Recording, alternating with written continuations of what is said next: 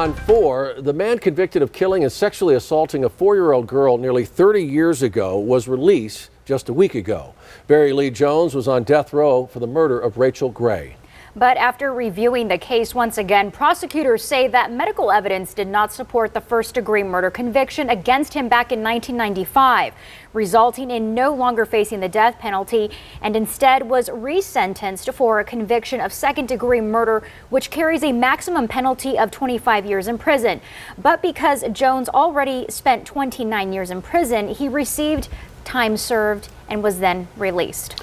Now, a former detective from the Pima County Sheriff's Department who worked that case is speaking out for the first time. It's only on 4. Lupita Murillo has the details. Lupita. It was here in this mobile home park behind me where 4-year-old Rachel Gray lived and where she died. Today we talked with a former Pima County Sheriff's detective on the case who is now retired. Her name, Sonia Pesqueira, and she remembers the case vividly. He is guilty. That's what they were saying during the appeals, that that he, he was on death row and that he could be executed even though he was an innocent man. He was not an innocent man. He did what he did to Rachel.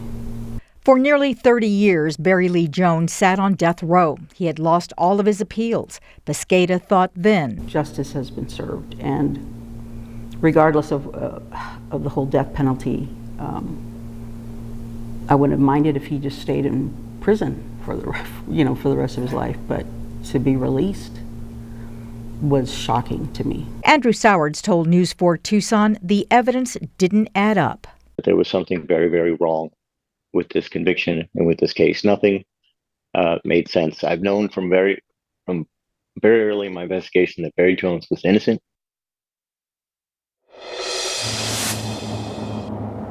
Pesqueira believes someone needs to stand up for Rachel Gray. She feels she did that when she investigated the case in 1994. And coming up on News 4 at 6, Pesqueira questions the other charges Barry Lee Jones was convicted of.